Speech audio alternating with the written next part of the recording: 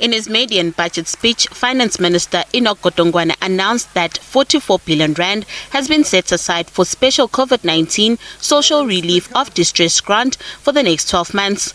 This means those who've been receiving the 350 grant will continue to enjoy this benefit for another year.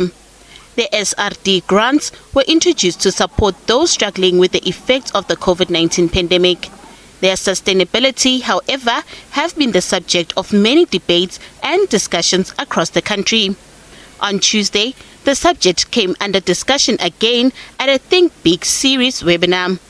Professor Michael Sack of the Wits School of Economic and Finance says the extension of this grant will have an impact on the behavior of the unemployed. We all have to kind of accept that it's going to be impossible to withdraw what has already been offered. So, and this offer was made in a context of a national emergency in the COVID crisis, where millions of people were thrown into unemployment.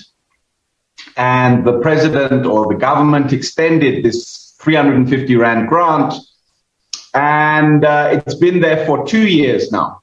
COSATU Parliamentary Coordinator Matthew Parks says they would like to see these extensions become a permanent guarantee to the unemployed.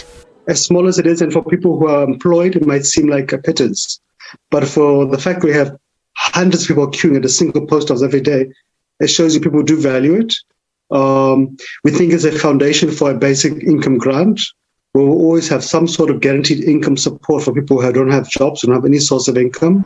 While Sachs argues that it's impossible for the South African government to afford every citizen with a job. The extension of these cash payments actually enables more people to participate in the labor market, because if you think about it, if you're in a township somewhere far away from a city center and you don't have money to get a taxi to go to look for work in town, now that you have this money, perhaps you have this opportunity. Over 20 million people have received the 350 SRD grants since it was first introduced. Nothando Makutulela, SABC News, Johannesburg.